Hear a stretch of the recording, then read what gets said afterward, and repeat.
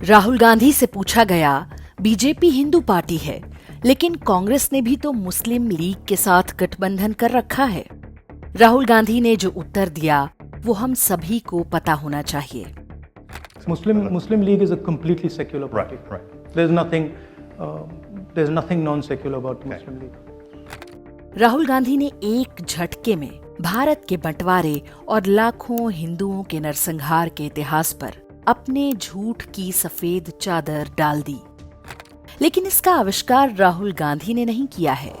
ये वो झूठ है जिसे सच बनाने का प्रयास बीते 75 वर्ष से चल रहा है। इस काम को कोई और नहीं बल्कि वो कांग्रेसी तंत्र कर रहा है जो दावा करता है कि उसी ने भारत को स्वतंत्र कराया था। लाहौर में वर्ष 1940 में हुए अधिवेशन में मुस्लिम लीग ने औपचारिक रूप से अलग पाकिस्तान की मांग रखी थी। स्वतंत्रता के बाद जिन्ना के चेलों ने केरल में मुस्लिम लीग को जिंदा रखा और बाद के समय में कांग्रेस के पूरे तंत्र ने उसे खाद पानी देने का काम किया। स्वतंत्रता के पहले दक्षिण भारत में जिन्ना के 2 सबसे विश्वस्त लोग थे, बी पोकर साहिब बहादुर और एम मोहम्मद इस्माइल। वर्ष 1945-46 के चुनावों में मद्रास प्रेसिडेंसी में मुस्लिम लीग को भारी सफलता मिली।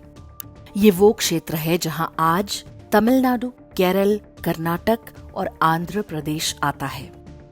यहाँ की सभी 28 मुस्लिम आरक्षित सीटों पर मुस्लिम लीग को जीत मिली।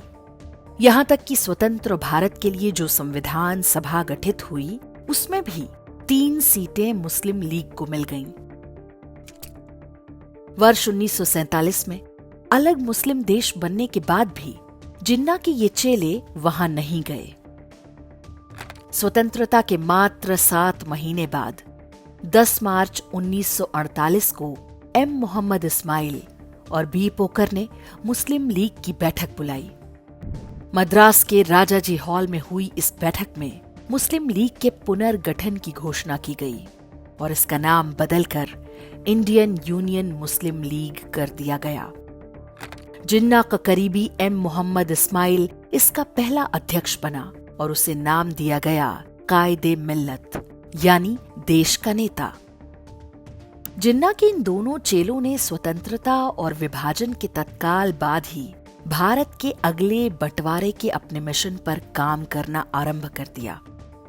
आजादी के 12 दिन बाद अर्थात 27 अगस्त 1947 को संविधान सभा की बैठक में बी पोकर और एम मोहम्मद इस्माइल ने मांग रखी कि भारत में मुसलमानों के लिए अलग आरक्षित सीटें होना चाहिए, जहां केवल मुस्लिम उम्मीदवार ही खड़े हों और मुस्लिम ही वोट डालें।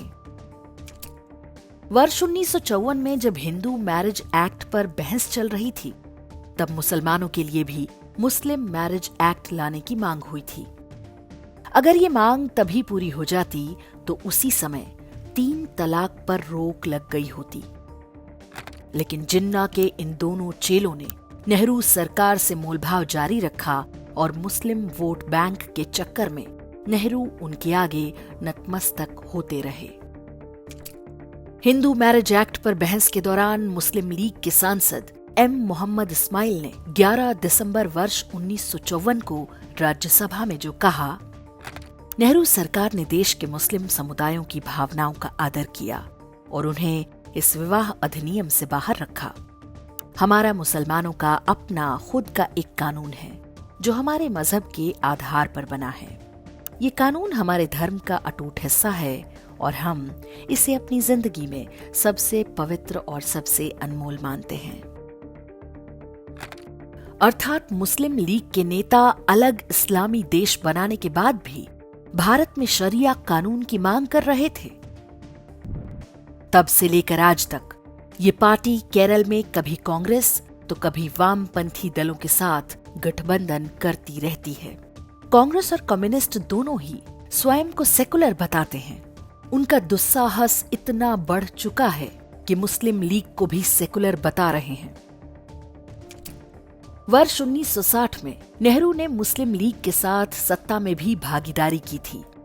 इस साल केरल में विधानसभा चुनाव हुआ था जिसमें कांग्रेस की जीत हुई। कांग्रेस सरकार ने जिन्ना के करीबी केएम सीठी को केरल विधानसभा का अध्यक्ष बनाया। वर्ष 1979 में कांग्रेस के ही समर्थन से मुस्लिम लीग का नेता सीएच मोहम्मद कोया केरल का मुख्यमंत्री तक बन गया। मोहम्मद कोया कितना बड़ा जिहादी था उसका सबूत 30 नवंबर 1979 को इंडिया टुडे पत्रिका में छपे उसके साक्षात्कार से मिलता है। इसमें कोया ने कहा कि अल्पसंख्यकों के सांप्रदायिक संगठन और बहुसंख्यकों के सांप्रदायिक संगठन अलग अलग होते हैं। हम अल्पसंख्यक अपनी सुरक्षा और अधिकारों की रक्षा के लिए एकजुट होते हैं, लेकिन बहुसंख्यक तो कहीं भी अधिकार जमा सकते हैं। उन्हें सांप्रदायिक संगठनों की आवश्यकता ही क्या है? कांग्रेस आज भी मुस्लिम लीग के साथ गठबंधन में है। दोनों दलों का ये अवैध रिश्ता बीते 60 वर्षों से जारी है। मनमोहन सिंह सरकार में भी मुस्लिम लीग सहयोगी के रूप में शामिल थी और अब तो पूरी कांग्रेस ही मुस्लिम लीग के आगे नतमस्तक हो चुकी है, क्योंकि उसके अयोग्य शहजादे को मुस्लिम लीग ही केरल के वायनाड से चुनाव जिताती है। एक प्रश्न हम भारतीयों को भी स्वयं से पूछना चाहिए। देश बांटने वाले दोनों दलों कांग्रेस और मुस्लिम लीग का ये गठबंधन क्या हमें विचित्र नहीं लगता?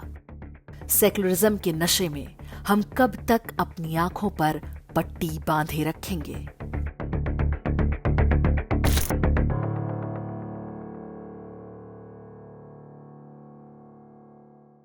इंडेक्स ऑनलाइन के वीडियो समाज को समर्पित हैं। आप इनको डाउनलोड करके जैसे चाहे वैसे प्रयोग कर सकते हैं। चाहे तो आप हमारे टेलीग्राम चैनल से जुड़ सकते हैं। वहां सारे नए पुराने वीडियो आपको मिल जाएंगे। हमारे सोशल मीडिया लिंक हर वीडियो के डिस्क्रिप्शन में होते हैं। हमारा एकमात्र उद्देश्य हिंदू समाज को जागृत और एकजुट करना है। इसमें सहभागी बने। धन्यवाद।